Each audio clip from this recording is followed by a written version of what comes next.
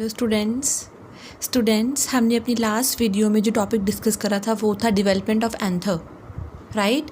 अब हम डिस्कस करेंगे the detailed structure of a typical bilobed anther, right. तो हम डिस्कस करने वाले हैं कंप्लीट स्ट्रक्चर बाइलोब्ड एंथर की। तो हम एक एक करके उनके लेयर्स जो होंगे, उनकी स्ट्रक्चर, उनका काम क्या है, किस चीज़ की बनी हुई हैं वो, उनकी स्पेशलिटी क्या है, वो हम सारी चीज़ें अब इसमें डिस्कस कर लेंगे।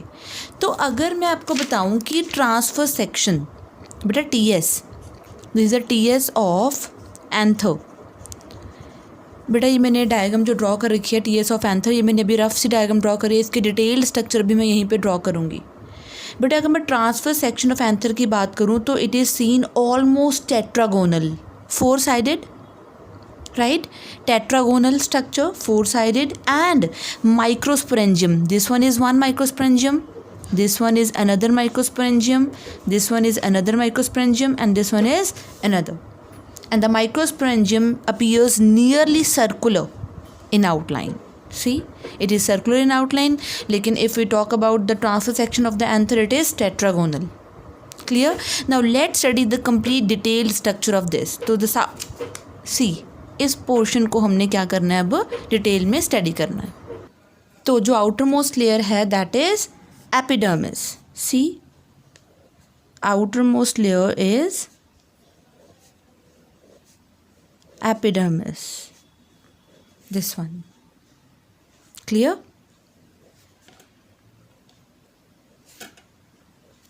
नेक्स्ट लेयर जो है that is endothecium, very very important layer, endothecium layer. It is also known as fibrous layer, endothecium.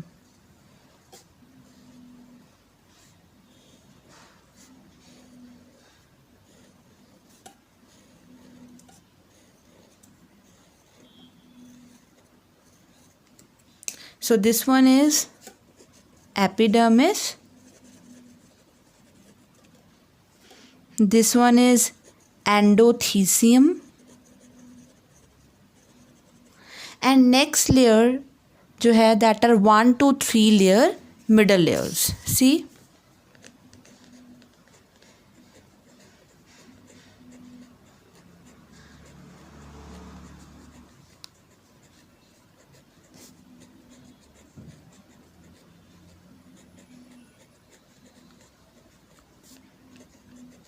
so this one is 1 to 3 layer middle layer, right। मैंने अभी ये सारी ऐसी ड्रॉ नहीं करी हैं।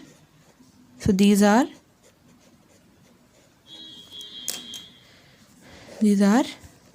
middle layers, right। and the another layer next to middle layer is the tapetum, very very important layer, tapetum।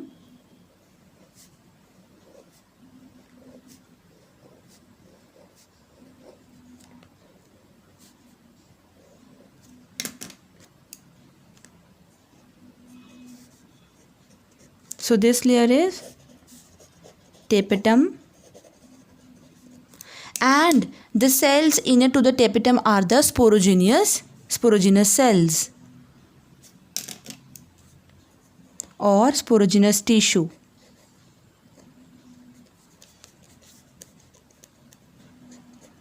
So this one is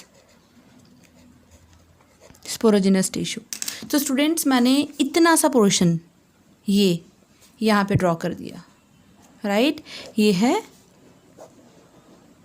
sporogenous sales और sporogenous tissue.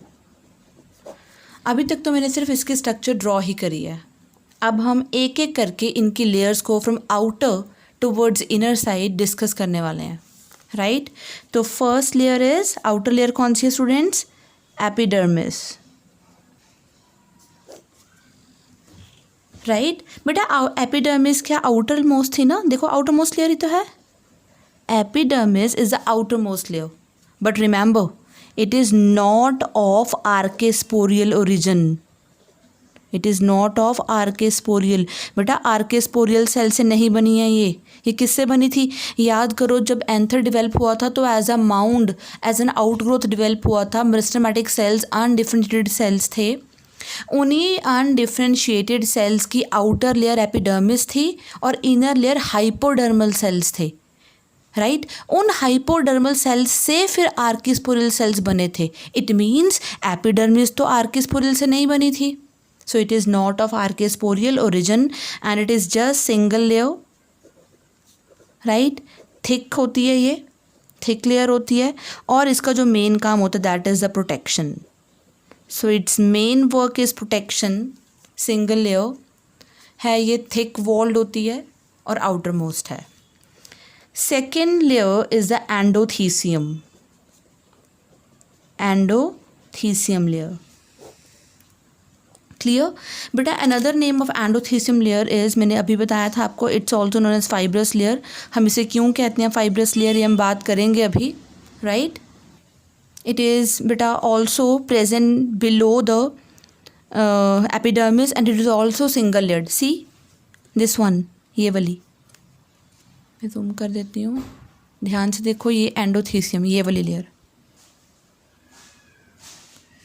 Right. ये कंप्लीट लेयर सेकेंड वाली. So endothecium layer it is also single layer, right, and this is present below the epidermis, right. And remember one thing, during the maturation of anther, जब anther mature होता है ना तो इसमें बड़ी सारी changes आती हैं. इसकी जो वॉल्स होती हैं ना, डिफरेंट वॉल्स, राइट, इसके जो सेल्स के डिफरेंट वॉल्स होती हैं उनमें बहुत चेंजेस आती हैं. बट हम बात करें during maturation. So during maturation its cells walls undergo various changes,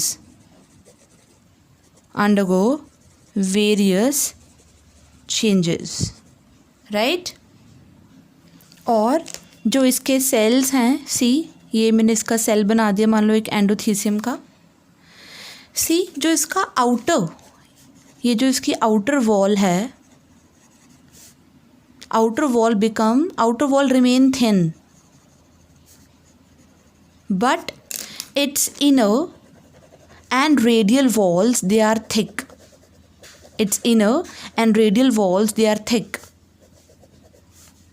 Reason, because there is the deposition of alpha cellulose, right. alpha cellulose की थिकनिंग की डिपोजिशन होती है और इसकी रेडियल वॉल्स तो और भी ज़्यादा थिक होती हैं as compare to its inner wall. Reason because इसकी रेडियल वॉल्स पे क्या होता है, कैलोज की थिकनिंग होती है. स्टूडेंट्स, अब आपके लिए ये टर्म्स जानना ज़रूरी है. ये सेलुलोज और कैलोज क्या चीज़ है. Cellulose we know that it's a polysaccharide. ये हमने +1 में बायोमॉलिक्यूल्स चैप्टर में इनकी स्ट्रक्चर वगैरह सब कर रखी है कि इनमें कौन सा बॉन्ड होता है, ग्लाइकोसिडिक बॉन्ड होता है. सेलुलोज एक पॉलीसेक्राइड है, राइट.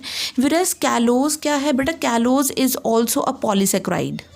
ये भी एक तरह का पॉलीसेक्राइड ही होता है, लेकिन इसमें जो लिंकेज होती है दैट इज़ β13 लिंकेज होती है. बेटा अब ये β13 लिंकेजेस क्या हैं ये आपको पता होना चाहिए. ये आपने +1 में बायोमॉलिक्यूल्स चैप्टर में किया हुआ है सब कुछ. बीटा फॉर्म कौन सी होती है, अल्फ़ा फॉर्म कौन सी होती है, राइट. और जो कैलोज है वो पॉलीसेक्राइड तो है, उसकी मेन चेन में ये वाली लिंकेज होती है और उसकी जो साइड चेन्स होती हैं, राइट, या ब्रांच चेन्स जो होती हैं उसमें 1,6 लिंकेज होती है, वो भी β16 लिंकेज. तो यहाँ पे हमें ये चीज़ें जानने की ज़रूरत नहीं है, लेकिन आपके माइंड में ये क्वेश्चन आने से पहले ही मैंने क्लियर कर दिया कि कैलोज क्या चीज़ है और सेलुलोज क्या चीज़ है. सेलुलोज इज़ अ पॉलीसेक्राइड, बहुत बारी हमने सुना हुआ है, लेकिन कैलोज आपके लिए न्यू टर्म है. It's also a polysaccharide that consist of β13 glucan, means sugar के मॉलिक्यूल्स, एंड साइड चेन्स जो उनकी ब्रांचेज होंगी उसमें जो लिंकेज होती है दैट इज़ 1,6 लिंकेज. क्लियर. और क्योंकि इसमें इतनी ज़्यादा थिकनिंग्स हैं, इतनी एडिशनल फाइब्रस थिकनिंग्स हैं, तो इसीलिए इसको क्या कहा जाता है, दैट इज़ फाइब्रस लेयर. मैं आपको पहले भी बता चुकी हूँ, इसको फाइब्रस बैंड भी कहा जाता है, राइट, ये फाइब्रस लेयर भी कहा जाता है. लेकिन एक बात ध्यान से कि कुछ जगहों पर जैसे सपोज़ ये यहाँ पे हमारे पास एंडोथीसियम में सारी जगह थिकनिंग्स हैं, लेकिन हमारे पास जहाँ स्टोमियम होता है, आपको याद है स्टोमियम मैंने बताया था, stomium is a region, is a place from where the dehiscence takes place. तो हर जगह एंडोथीसियम पूरी थिक होएगी except in the region of stomium, यानी कि स्टोमियम रीजन में ना तो सेलुलोज और ना ही कैलोज की थिकनिंग्स होंगी। सो मैं कह सकती हूँ at some places like in case of like that of stomium की जगह पे नो सेलुलोज और fibrous thickenings are there. So no cellulose or no fibrous thickenings are present, or no callose thickenings are present in the region of stomium, right? तो वहीं से ही क्या होनी है, it means dehiscence होनी है, क्लियर। और वेरी वेरी इंपॉर्टेंट थिंग कि जो एंडोथीसियम होती है ना, उसका जो नेचर होता है ना, वो क्या होता है बेटा, हाइग्रोस्कोपिक। हाइग्रोस्कोपिक मतलब उसको वाटर चेंजेस से फ़र्क पड़ने वाला है, यानी कि अगर पानी की कमी हो गई या एंथर अगर ड्राई हो गया तो endothecium is a layer which जो है वो ड्राई हो सकती है, which gets dried up, right. तो अगर इसका नेचर हाइग्रोस्कोपिक है और ये ड्राई हो जाती है तो फिर प्रेशर क्रिएट होगा, राइट। प्रेशर क्रिएट होगा तो ये रप्चर हो सकती है स्टोमियम वाले रीजन से, क्योंकि स्टोमियम रीजन वीक पॉइंट है, वहाँ से टूट सकती है क्योंकि वहाँ पे थिकनिंग्स नहीं थी, राइट। तो इट मीन्स ये किस में हेल्प करने वाली है, it help in the dispersal of spores. So it help in the dispersal of spores. लेकिन ये कैसे स्पोर्स की डिस्पर्सल में हेल्प करती है ये हम पढ़ेंगे अपनी नेक्स्ट वीडियोस में, राइट। तो ये था हमारे पास सेकंड लेयर, यानी कि हम सेकंड लेयर ख़त्म कर चुके हैं। फर्स्ट हमने एपिडर्मिस के बारे में पढ़ लिया, सेकंड हमने एंडोथीसियम के बारे में पढ़ लिया, राइट। तो अब हम पढ़ेंगे मिडल लेयर्स के बारे में। मिडल लेयर्स ये देखो, ये वाली मैंने बताया था, इनका मेन काम क्या होता है, फूड को स्टोर करना, राइट। तो जो अनदर पार्ट है that are middle layers, middle layers, right. जो मिडल लेयर्स होते हैं, जो उनके सेल्स होते हैं, उनका नेचर होता है पैरेन्काइमेटस। पैरेन्काइमेटस सेल, स्टूडेंट्स आपने पैरेन्काइमा टिश्यू पढ़ा होगा, राइट। तो इनमें पैरेन्काइमेटस सेल्स होते हैं, सिंपल टिश्यू है ये parenchymatous sales, right. Simple permanent cells tissues होते हैं ये परमानेंट, और इनका मेन काम क्या होता है, स्टोरेज। किस चीज़ की स्टोरेज करते हैं ये, फूड की storage. So its main work is the storage of food, right. और जो पैरेन्काइमा होता है, इसका जो नेचर है दैट इज़ एफेमरल। एफेमरल का मतलब है that is short lived. Short lived मतलब इसका काम ख़त्म होने के बाद ये क्या हो जाएगी, ख़त्म हो जाएगी ये, राइट।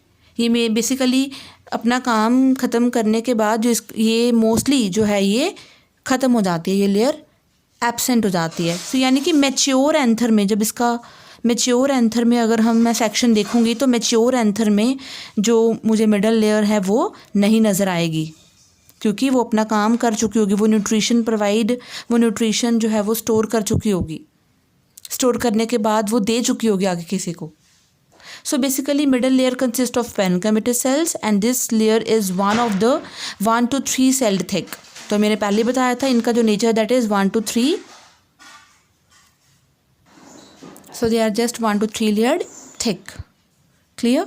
और ये मैच्योर एंथर में एब्सेंट होती है और इसका नेचर क्या है, ephemeral, that it is short lived, right. तो ये शॉर्ट लिव्ड होती है। और कुछ प्लांट जैसे कि वॉल्फिया, बेटा Wolffia is the smallest angiospermic plant, उनमें ये एब्सेंट, मिडल लेयर्स एब्सेंट होती हैं। So middle layers are absent in smallest angiospermic plant. Even Najadaceae family, Lemnaceae family, उनमें भी ये एब्सेंट होती है। Next layer is tapetum. बेटा टेपेटम जो है that is a innermost layer of the anther wall, it's a innermost layer. So it's a innermost layer, right. So it is basically nutritive layer.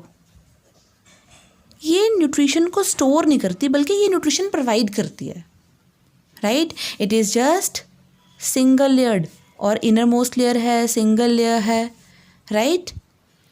और मैं आपको एक चीज़ बता दूँ very very important, कि जो tapetum के sales होते हैं ना वो इनिशियली तो डिप्लॉयड होते हैं।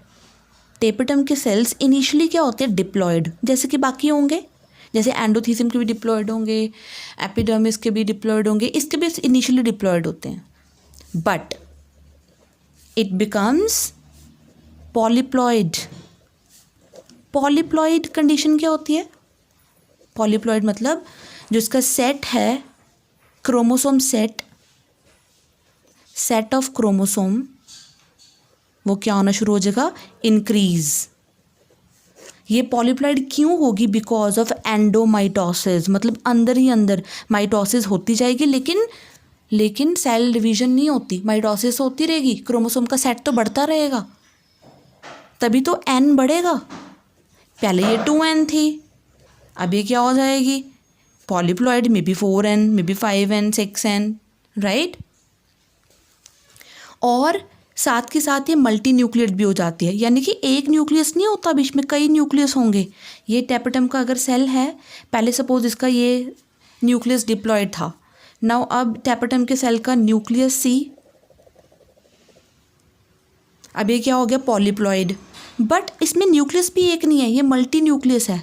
देखो कितने सारे न्यूक्लियस, मल्टी न्यूक्लियट। ये मल्टी न्यूक्लियट कंडीशन क्यों आई है? Multi न्यूक्लियट condition because of nuclear division, very very important, because of nuclear division. तो न्यूक्लियस डिवाइड हो रहा है। क्लियर? सो टेपेटम जो है वो क्या करती है? एक्चुअली इसका काम क्या है? न्यूट्रिशन प्रोवाइड करना। तो ये न्यूट्रिशन लेती कहाँ से है बेटा? It absorbs nutrition, it absorbs nutrition from middle layer, right, and give nutrition to, yes, and it give nutrition to, किसको देगी न्यूट्रिशन? अंदर कौन थे? स्पोरोजिनस सेल्स या MMCs, याद है? Microspore mother cells. और या फिर हम कह सकते हैं जो पॉलन ग्रेन्स अभी डिवेल्प हो रहे हैं उनको, to MMCs, that is microspore mother cell. तो माइक्रोस्पोर मदर सेल का मतलब मदर है एंड माइक्रोस्पोर, तो यानी कि ये मदर सेल क्या प्रोड्यूस करेगी? माइक्रोस्पोर्स प्रोड्यूस करेगी। बेटा MMCs डिप्लॉयड होते हैं, तो इनको माइक्रोस्पोर्स मतलब पॉलन ग्रेन्स बनाने के लिए क्या करनी पड़ेगी? मियोसिस करनी पड़ेगी। मियोसिस करने के बाद जाके ये पॉलन ग्रेन्स या फिर माइक्रोस्पोर्स में कन्वर्ट होंगे। तो ये न्यूट्रिशन एब्जॉर्ब तो करती है मिडल लेयर से और फिर न्यूट्रिशन दे देती है टू द MMCs और डिवेलपिंग माइक्रोस्पोर्स को न्यूट्रिशन दे देती है, राइट। क्लियर ये चीज़? और मैं आपको बता दूं टेपेटम के और भी बड़े सारे काम हैं, ये हम डिस्कस करेंगे अभी आगे, लेकिन इसका मेन काम जो है वो न्यूट्रिशन प्रोवाइड करना है। ऑल्सो ये एक एंजाइम भी रिलीज़ करती है, कैलेज एंजाइम, राइट। एक्सेप्शंस हमेशा होती हैं बेटा बायो में। निकॉर्डिया और कॉस्टम में जो टेपेटम होती है वो मल्टी लेयर्ड होती है, वैसे सिंगल लेयर्ड होती है, लेकिन सिर्फ हमारे पास 2 एक्सेप्शंस हैं, निकॉर्डिया एंड कॉस्टम। क्लियर? अब हम पढ़ेंगे टाइप्स ऑफ टेपेटम। बेटा 2 तरह की टेपेटम है, एक तो है इन्वेसिव टाइप, इसी को ही हम अमीबॉइड टाइप भी कहते हैं, और इसी को ही हम पेरिप्लाज्मोडियम टाइप भी कहते हैं। अनदर टाइप है सेक्रीटरी टाइप, और इसी को ही हम पेराइटल टाइप भी बोलते हैं, और इसी का ये एक नाम और भी, that is glandular type, right. तो अब हम स्टार्ट करने वाले हैं इसके टाइप्स को डिस्कस करना। अमीबॉइड टाइप, इसको हम इन्वेसिव टाइप भी बोलते हैं। क्यों बोलते हैं हम डिस्कस करेंगे अभी। बेटा ये वाली टेपेटम, पहली बात तो बहुत ज़्यादा कोई मतलब एडवांस प्लांट्स में नहीं है, ये काफ़ी प्रिमिटिव प्लांट्स में मिलती है, जैसे कि टाइफा, एलिस्मा, एरम, हेलियंथस, उनमें मिलती है, प्रिमिटिव टाइप ऑफ प्लांट्स में। तो मेजॉरिटी ऑफ प्लांट्स में ये वाली अमीबा टाइप नहीं मिलती है। ये वाली टेपेटम करती क्या है? ये टेपेटम है, ये ऊपर है इसके पास ये मिडल लेयर्स के सेल्स। बेटा ये वाली टेपेटम मिडल लेयर से न्यूट्रिशन लेकर एब्जॉर्ब कर लेती है। पहले तो लेने के बाद मिडल लेयर्स तो क्या हो जाएंगी? डीजनरेट, ख़त्म हो जाएंगी। और टेपिटल सेल्स क्या करती हैं, सी देखो, ये अगर टेपिटम है ना, टेपिटम के सेल्स आपस में फ्यूज़ हो जाते हैं। सी देखो, ये फ्यूज़ हो गए, ये फ्यूज़ हो गया, आगे और भी सेल्स हैं वो भी they fuse. Tapetum cells they fuse to form what, they form plasmodium, और we can call them as protoplast bodies. क्या बना देंगे, ये प्रोटोप्लास्ट बॉडीज़ बना देंगे।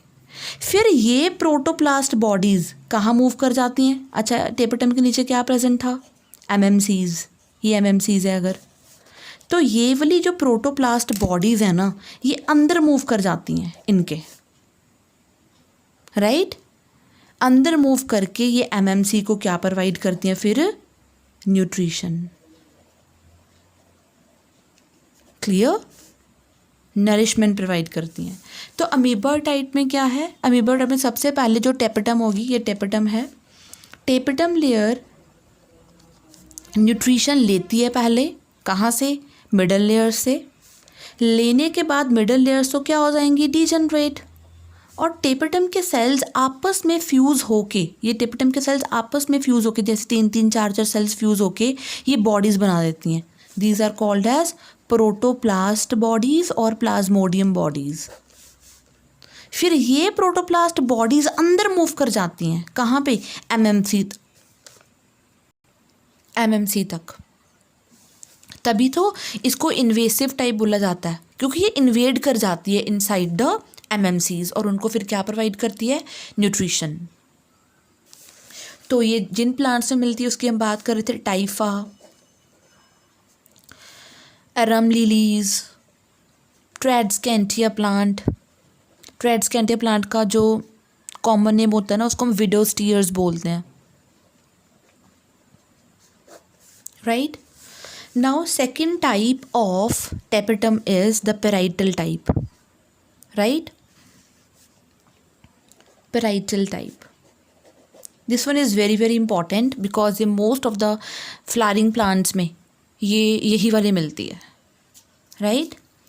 तो ये वाली टेपिटम का क्या रोल है, सी अगर ये हमारे पास टेपिटम के सेल्स हैं और ऊपर हमारे पास कौन से सेल्स होंगे, फिर ऑब्वियसली मिडल लेयर के सेल्स होंगे, क्योंकि इनके पास क्या होता है, न्यूट्रिशन स्टोर होता है, इनके पास फूड स्टोर होता है, राइट। तो अब ये वाली लेयर क्या करेगी बेटा, ये टेपिटम की लेयर पहले तो न्यूट्रिशन ले लेगी, टेपिटम ये वाली टेपिटम की लेयर न्यूट्रिशन ले लेगी फ्रॉम द मिडल लेयर, और फिर क्या करती है, लेने के बाद ये अंदर जो माइक्रोस्पोरेंजिया है, ये देखो एमएमसीज पड़े हैं जहाँ पे, राइट, उनके अंदर डायरेक्टली न्यूट्रिशन को दे देती है। ये देखो न्यूट्रिशन दे दिया, पहले खुद लिया, खुद लेने के बाद न्यूट्रिशन फिर आके कैविटी में, माइक्रोस्पोरेंजिया की कैविटी में डाल दिया, राइट। ये वाली most of the flowering plants जैसे कि कैप्सैला, मैंने पहले ही बताया था बेटा कि इस चैप्टर में हम सारा का सारा मेजर जो मेन प्लांट है कैप्सैला को लेकर चलेंगे। कैप्सैला बर्सा, शेफर्ड्स पर्स, उसमें सारे एंजियोस्पर्मिक कैरेक्टर्स जो हैं वो प्रॉपर नज़र आते हैं, राइट। तो ये न्यूट्रिशन दे देगी, और ये वाली टेपिटम डीजनरेट होने से पहले, देखो उसमें तो साथ के साथ डीजनरेट होकर प्रोटोप्लास्ट बॉडीज़ बना दी थी, लेकिन ये वाली टेपिटम डीजनरेट होने से पहले, अब मैं टेपिटम की डायग्राम को बाहर बना रही हूँ यहाँ पे, टेपिटल सेल,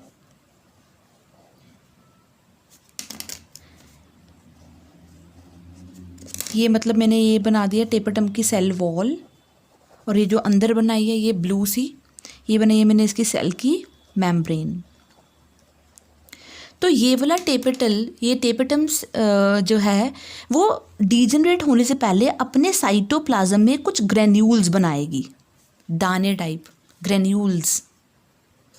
इन ग्रेन्यूल्स को हम क्या बोलते हैं, मैं यहाँ पे लिख रही हूँ, इन ग्रेन्यूल्स को हम बोलते हैं प्रोअबिश बॉडीज़। क्या बोलते हैं, प्रोअबिश बॉडीज़, राइट।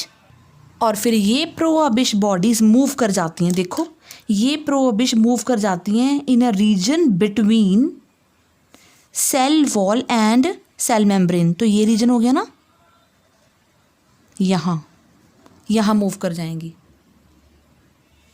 देखो।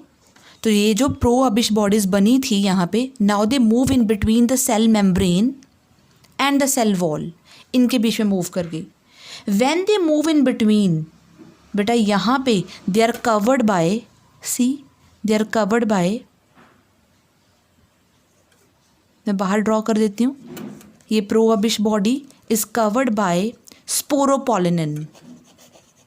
Sporopollenin very very important. बेटा sporopollenin is a best known biological material till now, जिसको कोई डिग्रेड नहीं कर सकता.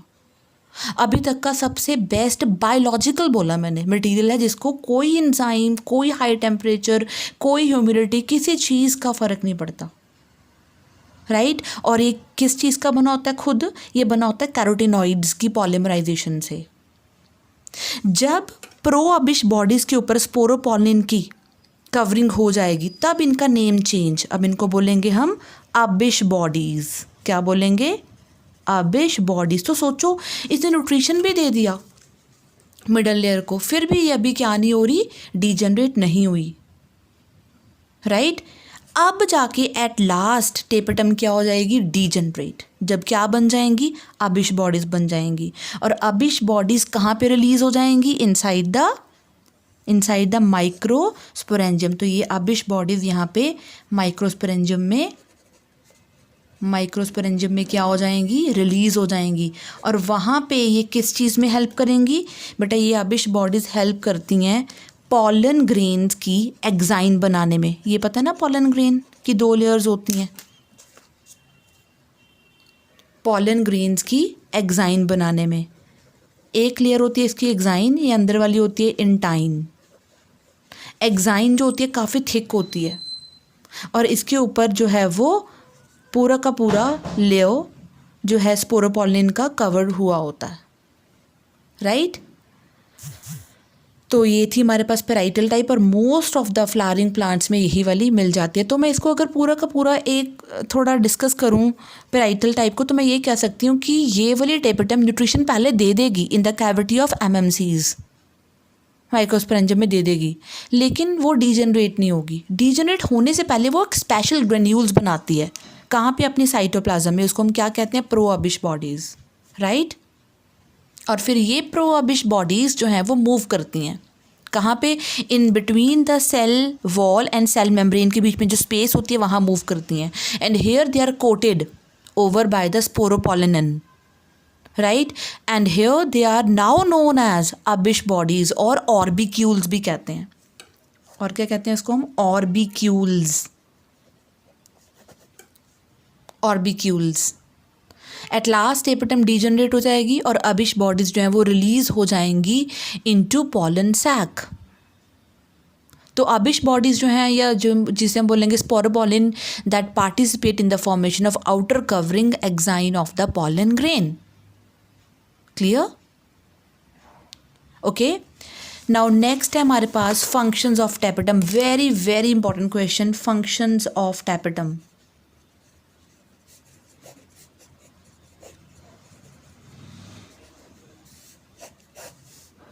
तो I think without any doubt हमारा जो फर्स्ट फंक्शन होगा that it is nutritive in function. Yes it is nutritive in function. Its main work is to provide nutrition and it helps in the transportation of nutrients at the time of meiosis to the spore mother cells. तभी ये meiosis के time पे nutrition provide करेगी. तो ये nutrition किसको देगी? MMC को, that is microspore mother cell या फिर डिवेलपिंग पॉलन ग्रेन्स को. सेकेंड बट इसका जो काम होता है दैट इट सेक्रीट्स एंजाइम. कौन सा enzyme? The name of the enzyme is callase. Callase enzyme help in the breaking of callose layer. बेटा जब पॉलन ग्रेन्स बनते हैं ना, एक MMC से मियोसिस के बाद कितने पॉलन ग्रेन्स बनेंगे? यस सोचो, at the end of meiosis कितने सेल्स बनते हैं? 4. Yes very good. तो वो चारों के चारों ना जो पॉलन ग्रेन्स बनेंगे एक MMC से, वो कवर्ड होते हैं किससे? कैलोज लेयर से. तो उस कैलोज लेयर को ब्रेक करने का काम किसका है? कैलेज एंजाइम का. और वो कैलेज एंजाइम कौन प्रोवाइड करता है? टेपेटम. राइट तो वो टेट्राड को मतलब 1 2 3 4 चारों टेट्राड को, ये जो चारों पॉलन ग्रेन्स हैं उनके टेट्राड को क्या कर देगा, ब्रेक, और उनको क्या कर देगा, free. Third function without any doubt बेटा it help in the formation of exine. अब बताने की ज़रूरत नहीं है शायद एग्जाइन कैसे इसने बनाई है, स्पोरोपोलिनिन वाला सारा का सारा, प्रो आबिश, आबिश बॉडीज़, ये हम पढ़ चुके हैं ऑलरेडी. राइट इसके अलावा बेटा नेक्स्ट जो पॉइंट है इसका, that it help in the secretion of pollen kit. It help in the secretion of pollen kit. Now what is this pollen kit? बेटा pollen kit क्या होता है, जो insect pollinated flowers होते हैं ना, यानी कि जिनकी pollination insect के थ्रू होती है, entomophilia होती है जिनमें, उनके pollen grains ना, pollen grains एक oily से liquid से cover होते हैं. oily सा sticky सा liquid होता है, राइट स्टिकी सी लेयर होती है उनके अराउंड, उन pollen grains के अराउंड. और पॉलन जो लेयर है वही specific colour, yellow colour, specific order, specific smell भी प्रोवाइड करती है पॉलन ग्रेन्स को. Right so this pollen kit provides colour and specific order to the pollen grains. So insects जो उसकी तरफ अट्रैक्ट होंगे, और क्योंकि ये काफ़ी ऑयली और स्टिकी होते हैं तो ये बॉडी पे भी चिपक जाते हैं, बॉडी पे भी स्टिक कर जाते हैं इंसेक्ट्स की. So it helps in even pollination. Very very important again, it help in secretion of pollen kit. right pollen kit substances. clear? next इसके अलावा बेटा मैं आपको बताऊँ एक चीज़ और, कुछ प्रोटीन्स ना टेपिटल ओरिजिन के होते हैं. बेटा पॉलन ग्रेन की एग्जाइन के ऊपर, पॉलन ग्रेन की एग्जाइन के ऊपर कुछ ऐसे प्रोटीन्स भी होते हैं जो एक्चुअली किसने बनाए होते हैं, टेपिटम ने ही बनाए होते हैं. अगर ये वाला पॉलन ग्रेन किसी सूटेबल स्टिग्मा पे फॉल करे तो क्या होगा, इसके प्रोटीन की इंट्रैक्शन जो है वो पिस्टिल के प्रोटीन से होनी है. जैसे ही पॉलन ग्रेन इस पे गिरेगा तो यहाँ से वो मॉइस्चर गेन करेगा, मॉइस्चर गेन करने के बाद वो स्वेल हो जाएगा, स्वेल होने के बाद इसके प्रोटीन्स जो हैं वो इसके स्टिग्मा के प्रोटीन्स के साथ क्या करेंगे, इंटरैक्ट करेंगे. इंट्रैक्शन के बाद अगर तो वो पिस्टिल कंपैटिबल हुई, अगर वो कार्पल कंपैटिबल हुई, उसके टाइप की हुई, फिर तो बेटा पॉलन ट्यूब ग्रो करेगी. अदरवाइज अगर कंपैटिबल पिस्टिल ना हुई तो वही प्रोटीन्स क्या बना देंगे, प्लग बना देंगे. देखो सपोज ये रहा, ये थोड़ी सी अगर पॉलन ट्यूब डेवलप भी हो गई तो वही प्रोटीन यहाँ पे प्लग्स बना देंगे. राइट प्लग्स, कैलोज प्लग्स बना देंगे, और कैलोज प्लग से आगे पॉलन ट्यूब की ग्रोथ नहीं हो पाएगी. यानी कि इन प्रोटीन्स का काम क्या था, इंट्रैक्शन कराना, कंपैटिबल पिस्टिल की इंट्रैक्शन कराना. क्लियर? अगर कंपैटिबल पिस्टिल होगी तो ही पॉलन ट्यूब ग्रो करेगी, अदरवाइज पॉलन ट्यूब ग्रो नहीं करेगी. राइट तो ये प्रोटीन कहाँ से आए, टेपिटम से. So some of the protein which help in interaction of compatible pistil they come from the tapetum and they are present on the exine of the pollen grain. तो अगर suitable pistil होगी that's good, तो grow करेगी. अगर suitable pistil नहीं होगी तो callose के क्या बन जाएंगे, प्लग्स बन जाएंगे. और अगर कैलोज प्लग्स बन गए तो ये पॉलन ट्यूब फिर ग्रो नहीं कर पाएगी और ओव्यूल तक नहीं पहुंच पाएगी. राइट तो ये था हमारे पास एंथर की पूरी वॉल की डिस्कशन. राइट तो अगर मैं इसको पूरा होल समराइज कर दूं तो हमारे पास 4 पॉलन सैक होते हैं एंथर में. 1 2 3 4 टिपिकल बाइलोब्ड की बात कर रहे हैं हम. राइट 4 पॉलन सैक, और इनसाइड द पॉलन सैक क्या होंगे बेटा, माइक्रोस्पोर्स यानी कि पॉलन ग्रेन्स. और वो पॉलन ग्रेन्स कैसे बनेंगे, बाय मियोसिस. किसकी मियोसिस से, एमएमसी की मियोसिस से. एमएमसी कहाँ से बने थे, स्पोरोजिनस टिश्यू से. स्पोरोजिनस टिश्यू कहाँ से बना था, याद करो.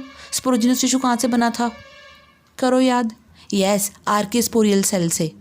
याद है आर्किस्पोरियल सेल पेरिक्लिनली डिवाइड हुआ था तो जाके पैराइटल सेल लेयर बनी थी और स्पोरोजिनस प्राइमरी स्पोरोजिनस सेल बना था. फिर पैराइटल लेयर से एंथर की वॉल बनी थी सारी की सारी, that is epidermis, endothecium, middle layer, tapetum. और जो स्पोरोजिनस टिश्यू था या सेल्स थे, उन्होंने स्पोरोजिनस टिश्यू बनाया था और मैंने बताया था वो आगे एमएमसी में क्या हो जाते हैं, डिवेल्प हो जाते हैं, और हर एक एमएमसी से 4 पॉलन ग्रेन्स बनेंगे, राइट। तो स्टूडेंट्स, हम अपनी इस वीडियो में structure of typical bilobed anther in detail ख़त्म कर चुके हैं। हम अपनी नेक्स्ट वीडियो में स्टार्ट करेंगे microsporogenesis. Till then, bye bye.